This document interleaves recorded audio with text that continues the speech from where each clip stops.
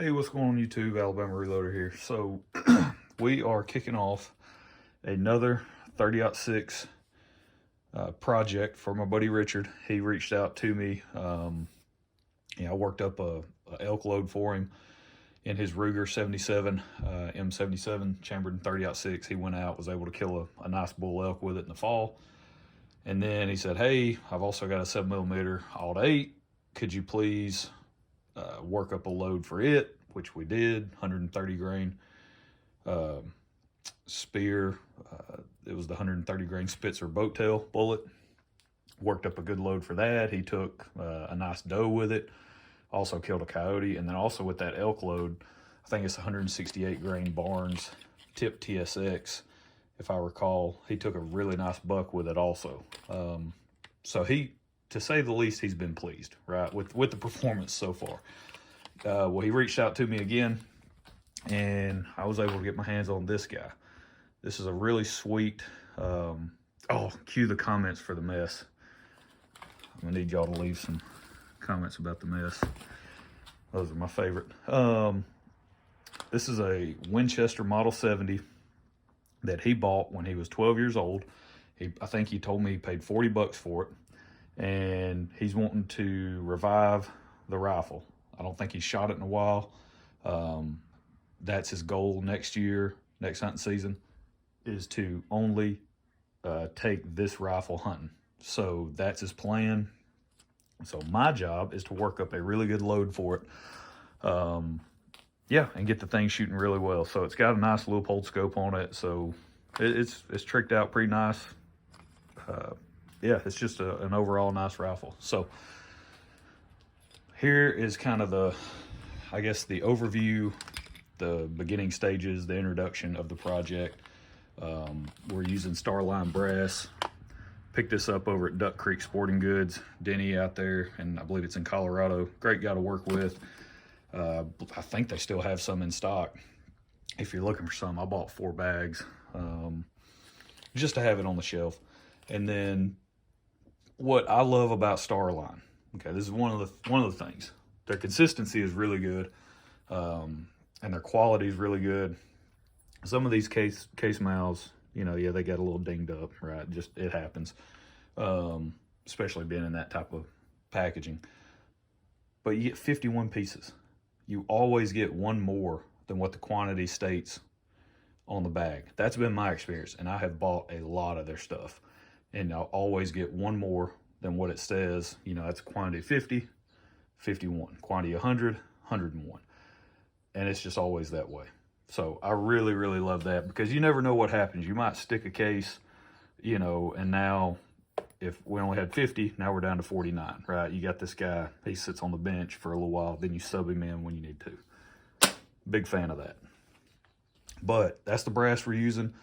It's brand new. I'm going to use the Redding flash hole deburring tool. I'm going to go through, deburr all the flash holes. That's what I do with brand new brass. That's just my process. So I'll do that. But for load data, so we are going to use those guys right there. Those are the Nosler ballistic tip, 150 grain. Matt over at Mr. Big Guns had those on the shelf the other day. Told my buddy to go pick them up, and he kind of hemmed and hawed on it, and so I went and picked them up. And so here we go. We're using the Nosler number 9, I believe. They're the latest and greatest. Yeah, number 9 loading manual.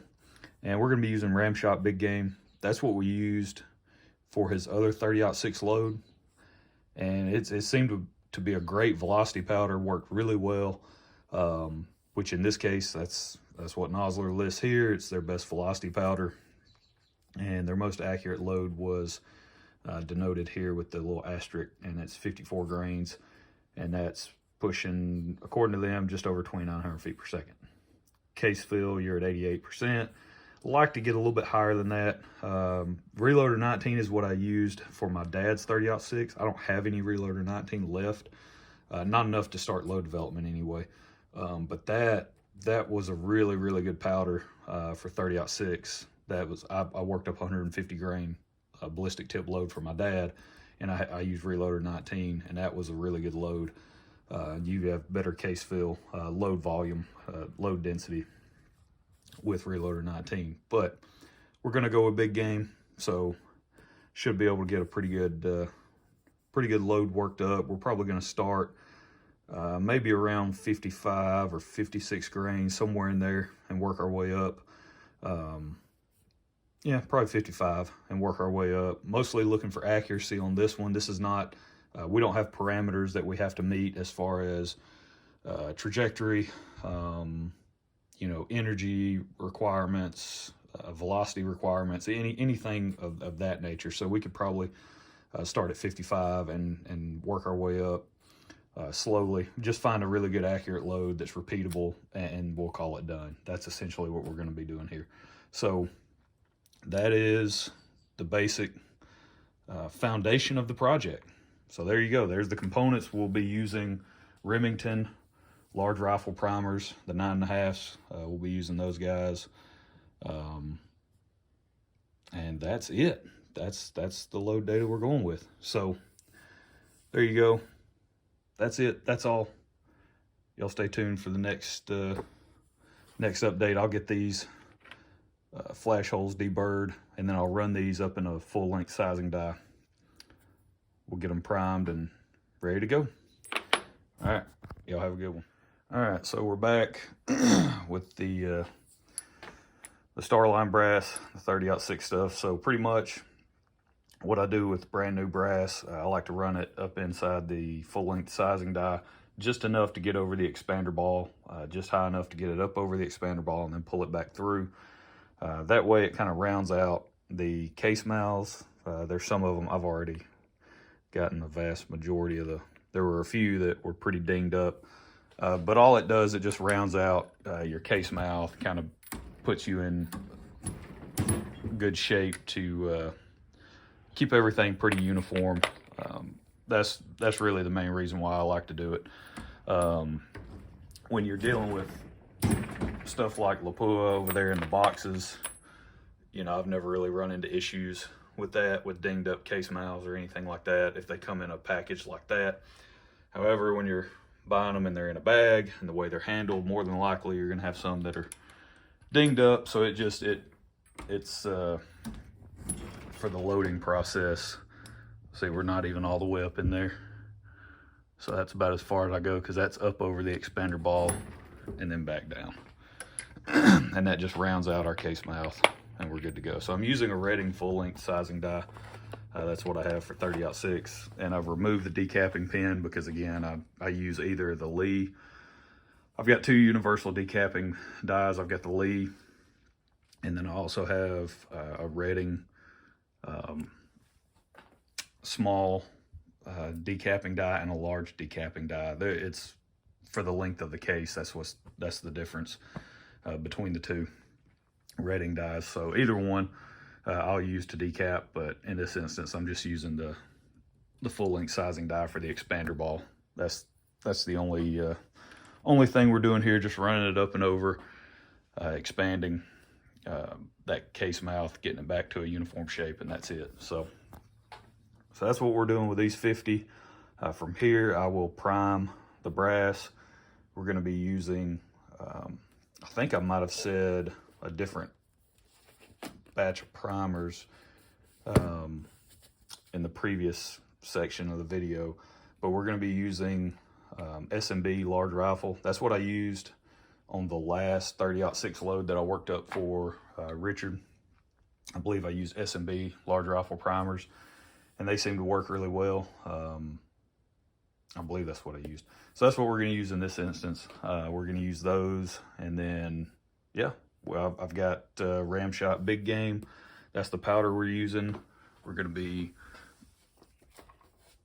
working with these guys.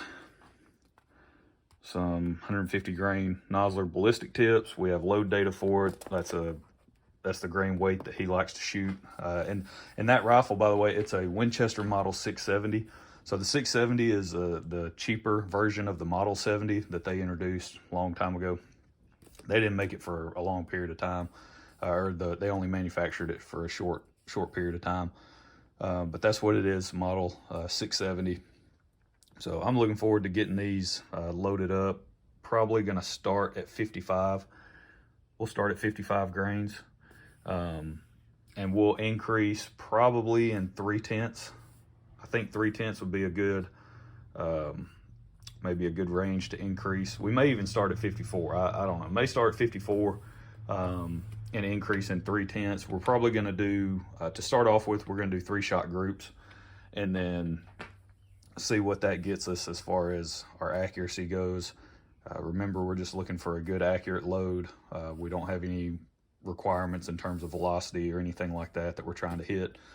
We just want a good, repeatable load that we can load up, hand over to Richard, give him, 50 rounds or whatever it is of finished ammo, and then he's got this for, quite a long time.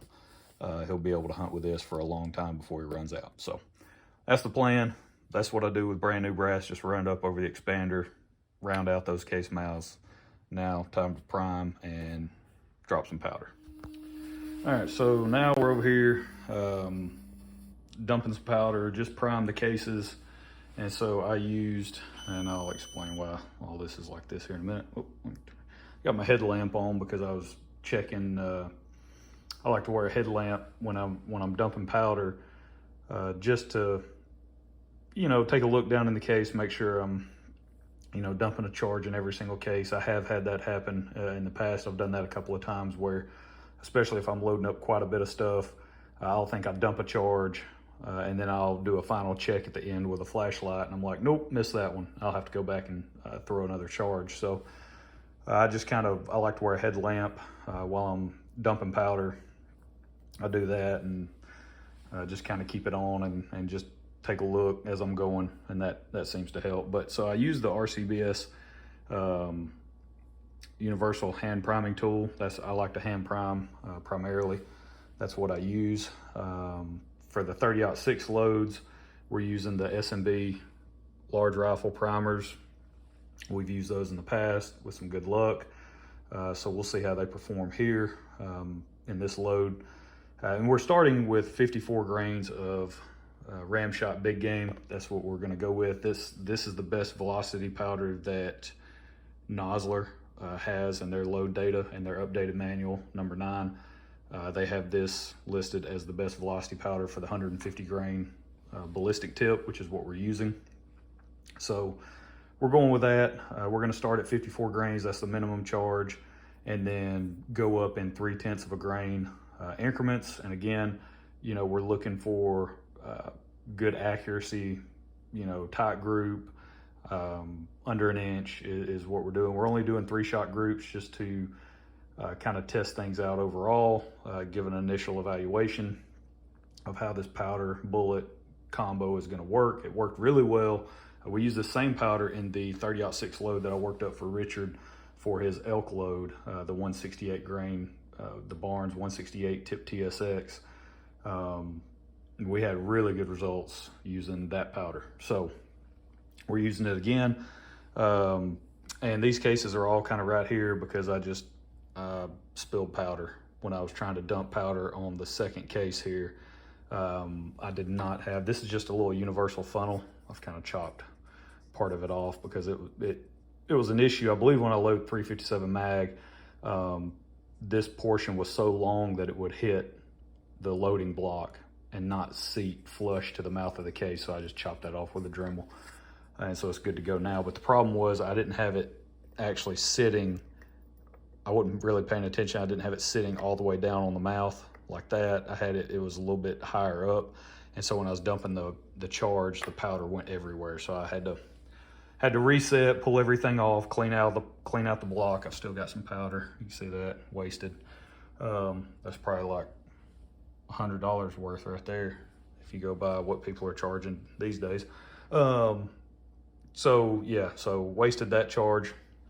So I pulled everything out. We're going with 7 3-shot groups. So it'll be 21 shots overall that we're gonna go test right off the bat. And then over here, this is the 6.5 Creedmoor stuff from my buddy Brett. I'm using Remington 9.5 large rifle primers.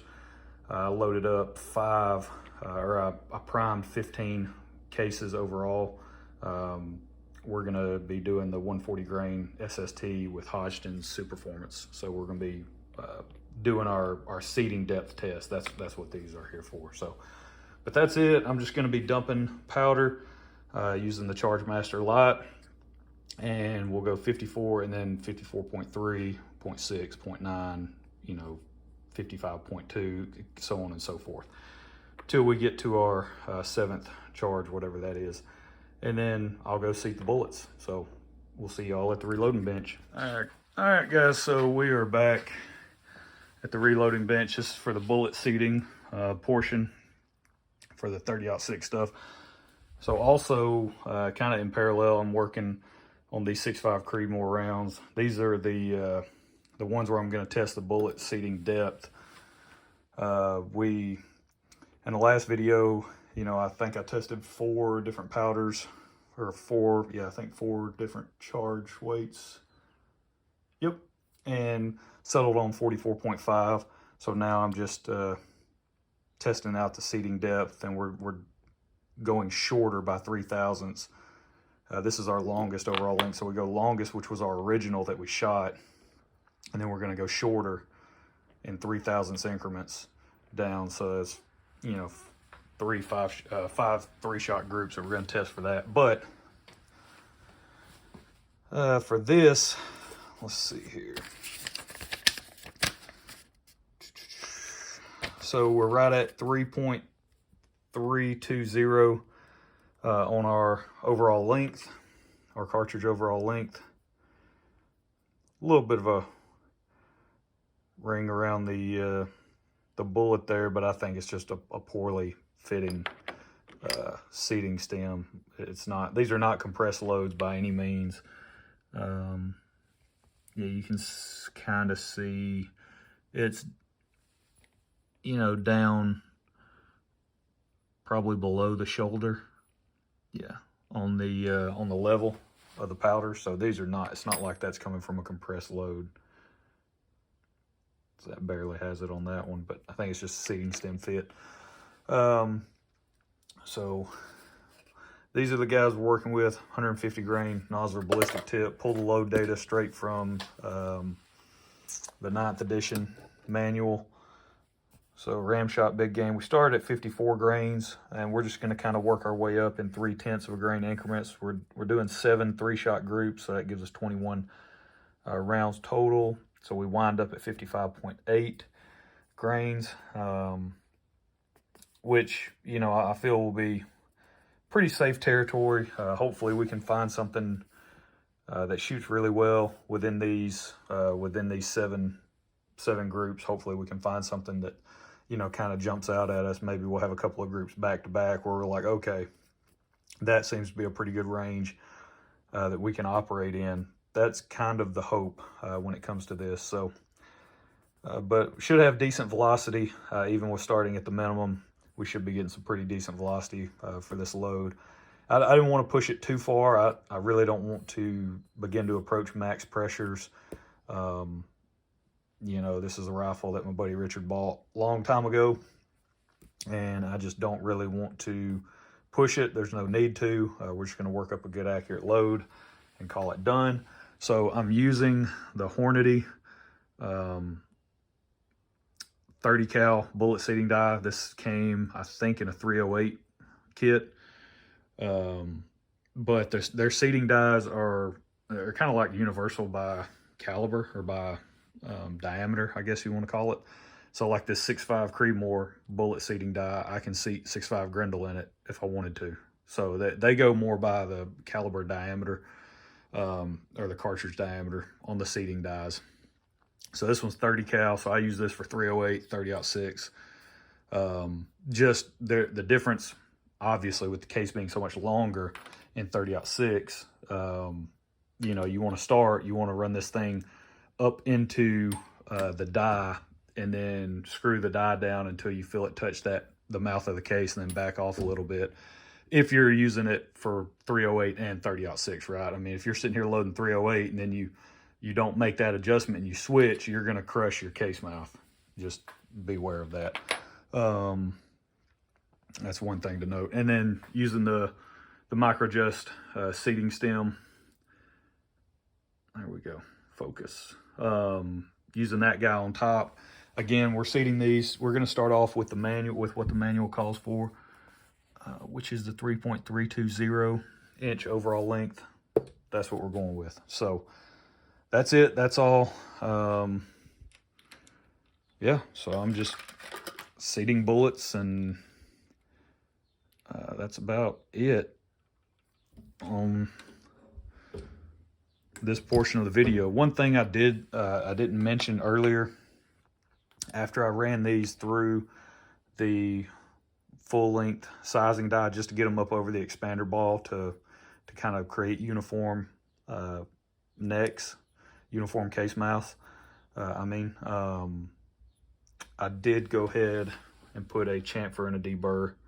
I chamfered the inside of the case mouth and then deburred the outside. So I did that over here on the Lyman Case Prep Express. Forgot to mention that in the previous section, but that's what I did. And yeah, so let's go to the range. All right, so I am back from the range, or I went and shot these rounds yesterday. So again, we'll just kind of recap. So we are going with, so we're talking about the Winchester Model 670, chambered in 30-06. That's for my buddy Richard. We're using new Starline brass. The primer is the S&B large rifle primer, and we're using Ramshot Big Game. The cartridge overall length is 3.320. That is for the Nosler 150 grain ballistic tip, and it's these guys right here.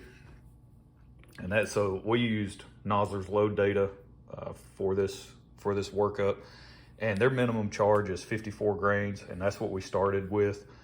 We started at 54 just because of the age of the rifle. You know, just didn't really want to take any chances. There's no point in pushing these up near max, simply because, you know, this is going to be for deer hunting purposes.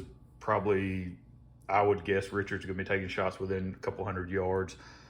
And Ramshot Big Game is the best velocity powder that Nosler had listed for its 30-06 load data for the 150 grain ballistic tip. So it's already, you know, a good choice in terms of velocity. So it's not like we're lacking in velocity, and so now we're trying to squeeze every bit out of it that we can. So really it's just focusing on what groups well, and then go back, validate that load, and then load up, you know, 50 rounds, hand it over to my buddy Richard. Here you go, your rifle's dialed in, and you're good to go.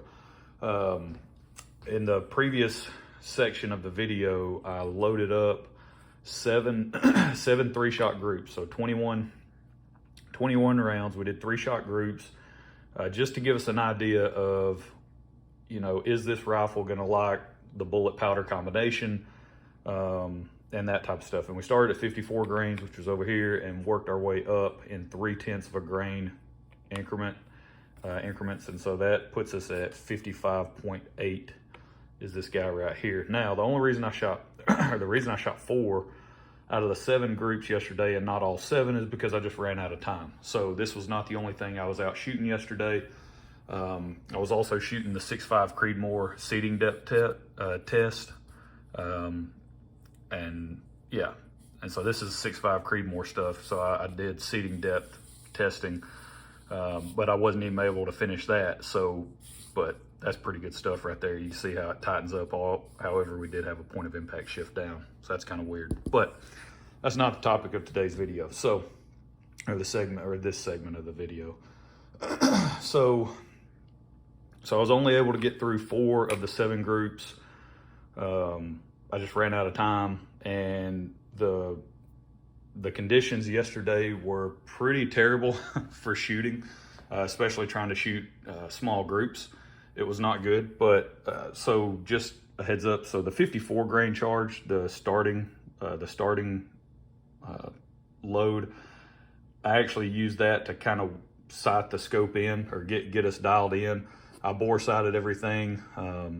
This was the point of aim, and then first shot was high to the left, moved down, then I moved over to the right. So I used that first 3-shot group as my basically get on target and get zeroed kind of situation.